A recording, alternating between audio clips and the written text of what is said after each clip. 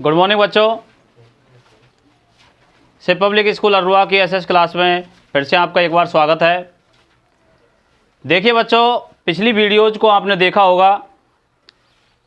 हम पिछली वीडियो में आपको केंद्र सरकार के बारे में पढ़ा रहे थे। केंद्र सरकार में सरकार के हमने आपको 3 अंग बताए: व्यवस्थापिका, कार्यपालिका और न्यायपालिका। जो बच्चे नए सिरे से अब मेरी वीडियो देख रहे हैं तो उनको थोड़ा मौका होगा कि पिछली वीडियोज में क्या क्या हमने बताया है, और वो देखना चाहते हैं तो वहाँ पर जाकर वो वीडियो देख सकते हैं, उनके लिए मौका होगा। इसलिए मैंने इस वीडियो में थोड़ा सा पिछली जो बातें हैं उसका जिक्र कर रहा हूँ यहाँ पर। तो व्यवस्थापिका, कार्यपालिका और न्यायपालिका ये सरकार के 3 अंग हैं। केंद्र सरकार के भी 3 अंग यही होते हैं और राज्य सरकार के भी 3 अंग यही होते हैं। छठा अध्याय हमारा व्यवस्थापिका, कार्यपालिका और न्यायपालिका को लेकर केंद्र सरकार है, ऐसे ही राज्य सरकार। 7वां अध्याय है, ठीक है, व्यवस्थापिका, कार्यपालिका, न्यायपालिका को लेकर। मैंने उसका ढांचा बनाया था, तो पिछली वीडियो में आप देख सकते हैं कि वो ढांचा किस प्रकार से है, इनमें कैसे सिमिलरिटी है। वो सिमिलरिटी के बारे में मैंने आपको पिछली वीडियो में बताया। और व्यवस्थापिका को हमने अपनी वीडियोज में कंप्लीट किया है। व्यवस्थापिका में संसद के गठन की प्रक्रिया है, लोकसभा गठन है, राज्यसभा गठन है, ठीक है, दोनों सदन संसद के, उनके बारे में जिक्र किया था, ठीक है। और उसके बाद उनकी जो शक्तियां हैं, संसद की जो पावर है, शक्तियां हैं, वो कौन कौन सी हैं, ठीक है। तो लोकसभा राज्यसभा की शक्तियां कौन कौन सी हैं, तो इसको लेकर हमने जो वीडियो डाली हैं तो वो व्यवस्थापिका हमारी कंप्लीट हो जाती। और इसके बाद जब हम आए कार्यपालिका पर, किस पर आए?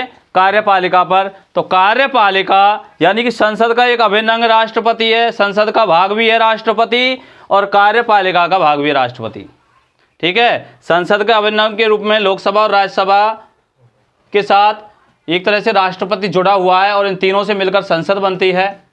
क्यों जुड़ा हुआ है? क्योंकि लोकसभा और राज्यसभा जो 2 सदन हैं, संविधान में कोई प्रावधान करना है, संशोधन करना है, कोई विधेयक लाना है, तो सब क्या है? लोकसभा, कोई भी विधेयक या प्रस्ताव लोकसभा से पारित होता है, राज्यसभा जाता है, राज्यसभा से पारित होता है, लोकसभा जाता है, तो अंतिम मंजूरी के लिए वो कहाँ जाता है? राष्ट्रपति के पास में जाता है। कहाँ जाता है? राष्ट्रपति के पास में।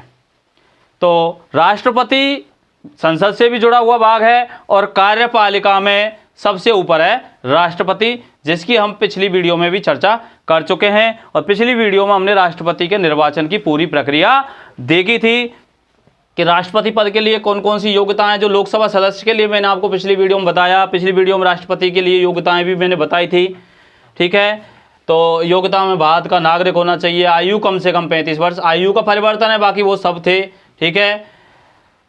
और जो भारत सरकार या राज्य सरकार का अधीन कोई लाभ के पद पर नहीं हो, ठीक है, न्यायालय द्वारा दिवालिया या पागल घोषित नहीं किया गया हो, मतदाता सूची में उसका नाम दर्ज होना चाहिए, अपराधी ना हो, संसद द्वारा निर्धारित अन्य योग्यता रखता हो, ये सब योग्यताओं की चर्चा की थी। निर्वाचक मंडल में हमने क्या आपको बताया था कि निर्वाचक मंडल में 2 प्रकार का निर्वाचक मंडल है। एक तो संसद के सदस्य यानी जो सांसद हैं वो भाग लेते हैं, एक राज्य विधानमंडल में जो विधानसभाओं के सदस्य हैं, ठीक है, वो विधानसभाओं के सदस्य राष्ट्रपति के निर्वाचन में भाग लेते हैं। और संघीय क्षेत्र की विधानसभा में जो दिल्ली और पांडिचेरी की विधानसभा के सदस्य हैं वो भी राष्ट्रपति के निर्वाचन में भाग लेते हैं। लेकिन इनके लिए क्या करना पड़ता है? यानी जो संसद के सदस्य हैं, सांसद जिनको एमपी बोलते हैं, वो एमपी क्या करते हैं?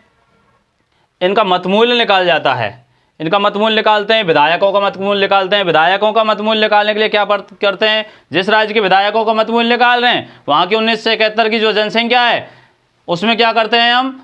वहाँ के जो विधायक, निर्वाचित विधायक हैं, उनका भाग दे देते हैं, और सबको फिर क्या करते हैं? भाग 1000 कर देते हैं। तो मतमूल्य निकल जाता है, वो हमने पिछली वीडियो में देखा था। इसके अलावा जो संसद के जो सदस्य हैं उनके मत का मूल्य भी निकाला जाता है, यानी सांसदों के मत का मूल्य भी निकाला जाता है। तो उसके मत मूल्य मैंने बताया था कि किस तरीके से जो कुल वैध मत होते हैं जो विधायकों ने दिए हैं, ठीक है, सभी राज्यों के अलग अलग विधायकों के जो मत मूल्य हैं उनका टोटल योग हुआ है, कुल वैध मत जितने भी हैं उन मतों में क्या किया जाता है? भाग दिया जाता है। कुल मत संख्या जो होती है विधायकों की, उसमें संसद के जो निर्वाचित सदस्य होते हैं उनका भाग दिया जाता है, ठीक है। जो मतमूल्य निकल के आता है वो उस हिसाब से वोट करते हैं राष्ट्रपति के लिए। और न्यूनतम कोटा मैंने बताया था कि कुल वैध मत जो होते हैं, ठीक है, कुल वैध मत जो विधायकों ने दिए हैं, सांसदों ने दिए हैं, जो मान्य मत हैं, उनमें क्या करते हैं, निर्वाचित उम्मीदवार प्लस एक, यानी निर्वाचित उम्मीदवार एक को ही होना है, ठीक है, एक ही राष्ट्रपति बनना है, तो एक प्लस एक यानी कि 2 का भाग लग जाता है कुल वैध मतों में और प्लस 1 कर देते हैं, नहीं है। तो देखिए बेटा, कुल वैध मतन में 2 को भाग देने को मतलब है 50% से एक ज़्यादा प्लस में 1 हो गया, तो यानी कि आधे से एक ज़्यादा मत राष्ट्रपति के लिए चाहिए। जितने भी मत हैं उनमें आधे से एक ज़्यादा मत राष्ट्रपति को न्यूनतम कोटा प्राप्त करने के लिए चाहिए मत। तो महाभियोग की प्रक्रिया अब मैं आपको यहाँ पे बता रहा हूँ। महाभियोग, देखो बच्चों, यानी कि राष्ट्रपति जो है वो तीनों सेनाओं का सेनापति है, तीनों सेनाओं का सेनापति, देश का संवैधानिक प्रमुख है, देश का संवैधानिक प्रमुख, देश का प्रथम नागरिक इसको बोल सकते हैं, देश का प्रथम नागरिक। तो कल हमारी जो वीडियो थी ज़्यादा बड़ी वीडियो हो जाती है, उसकी वजह से मैंने शॉर्ट किया था। महाभियोग की प्रक्रिया हमारी रह रही है अभी। तो महाभियोग की हम बात करें तो राष्ट्रपति पर क्या है, राष्ट्रपति को हटाने के लिए महाभियोग लगाना पड़ता है। राष्ट्रपति की कभी आलोचना नहीं होती है, इन्हें क्या है, आलोचना से मुक्त रखा है, आलोचना से मुक्त। कभी आपने देखा है कि राष्ट्रपति की कोई बुराई हो रही है, रामनाथ कोविंद की किसी ने बुराई की है? नरेंद्र मोदी की जरूर, प्रधानमंत्री नरेंद्र मोदी की कोई बुराई करता है, वो एक अलग बात है, वो आलोचना से मुक्त नहीं है, उनकी आलोचना हो सकती है। लेकिन राष्ट्रपति जो देश का पहला नागरिक है, तीनों सेनाओं का सेनापति है, ठीक है, और संविधान का प्रमुख है, पहला व्यक्ति, तो ऐसी स्थिति में पहले ही व्यक्ति की आलोचना हो सकती है क्या? पहले ही व्यक्ति की आलोचना का मतलब देश की आलोचना हुई, और हम अपने ही देश की आलोचना क्यों करेंगे? नहीं करेंगे।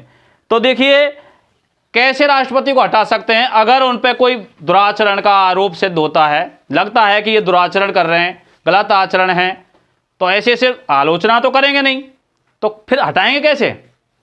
तो राष्ट्रपति को हटाने के लिए क्या है, महाभियोग की प्रक्रिया है। क्या है बच्चों? महाभियोग की। और महाभियोग लगाने के लिए क्या करना पड़ता है, जैसे संसद के 2 सदन हैं, कौन कौन से बच्चों? लोकसभा और राज्यसभा।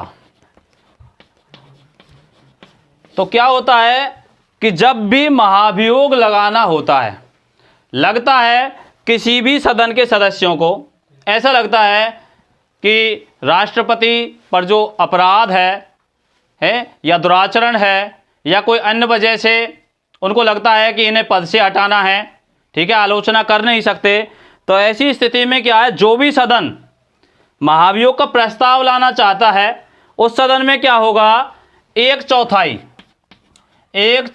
सदस्य क्या करेंगे, 14 दिन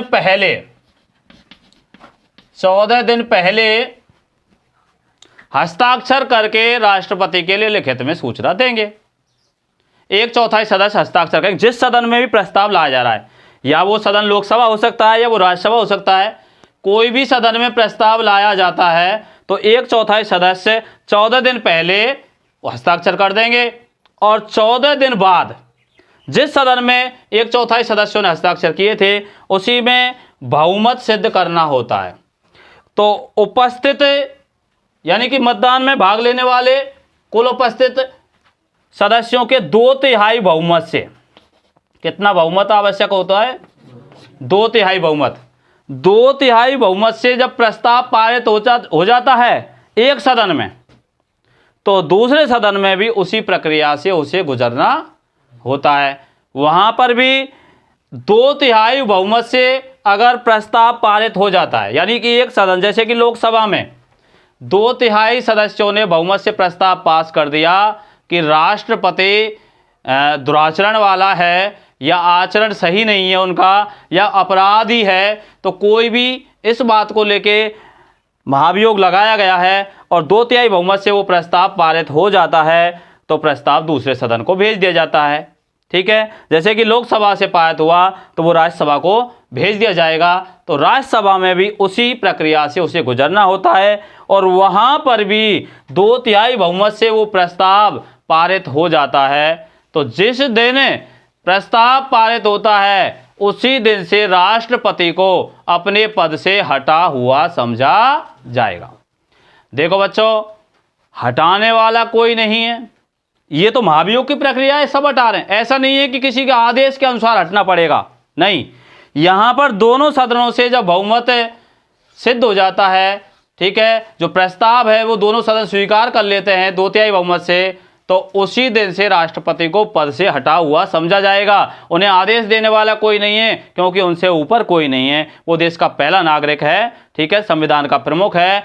और जिस दिन दोनों सदन उनका प्रस्ताव पास कर देते हैं उनके खिलाफ, ठीक है, तो अपराध सिद्ध हो जाता है और उसी दिन से वो पद से हटा हुआ समझे जाते हैं। थैंक यू बच्चों।